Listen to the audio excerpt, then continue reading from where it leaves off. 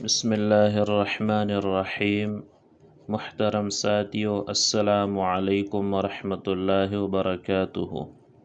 بیوی پر شوہر کا بارواں حق یہ ہے کہ سنی سنائی بات کو آگے بیان نہ کرنا۔ ایسی عادت ہرگز نہ ڈالے،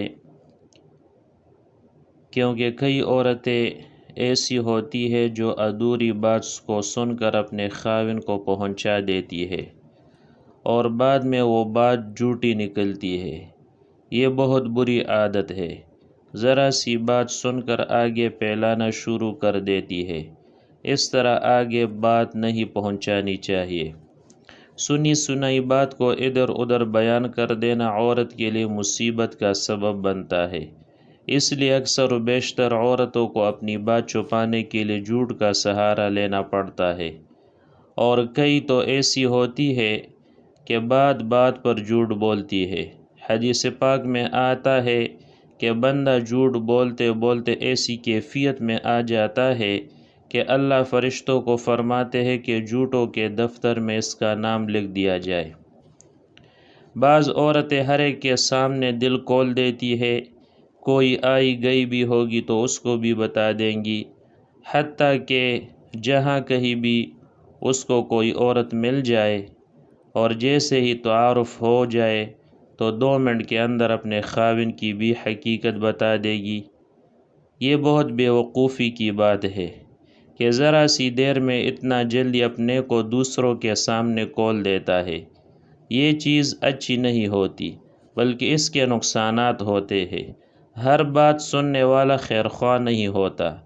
عورتوں کی عادت ہوتی ہے کہ دوسروں کا دل کھولنے کے لیے دوسروں سے پوچھ لیتی ہے کہ آپ کی ساس کیسی ہے۔ ذرا سی بات کو سن کر دل میں لینا کہ فلاں ایسا ہے، فلاں ایسی ہے، یہ بات غلط ہے۔ کئی مرتبہ بچے آتے ہیں اور کہتے ہیں، ایک بچہ کہے گا کہ فلاں نے ایسا کیا، فیصلہ نہ کرے جب تک کہ دوسرے کی بات نہ سن لے۔ لقمان حکیم رحمہ اللہ نے اپنے بچے کو کہا کہ بیٹا، اگر تجھے کوئی آ کر کہے کہ فلاں نے میری آنکھ پھوڑ دی تو تم فیصلہ نہ کرنا جب تک دوسرے کی نہ سن لو۔ ہو سکتا ہے کہ اس نے اس کی دونوں آنکھیں پھوڑ دی ہو، اس لیے ذرا سی بات کو سن کر اس کو دل میں لے لینا یا کوئی قدم اٹھانا عورت کے لیے مصیبت کا سبب بن جاتا ہے۔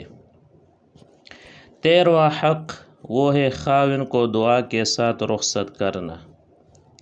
جب بھی خاوند گھر سے رخصت ہونے لگے تو اس کو ہمیشہ الوداع کہہ کر رخصت کرنا چاہیے۔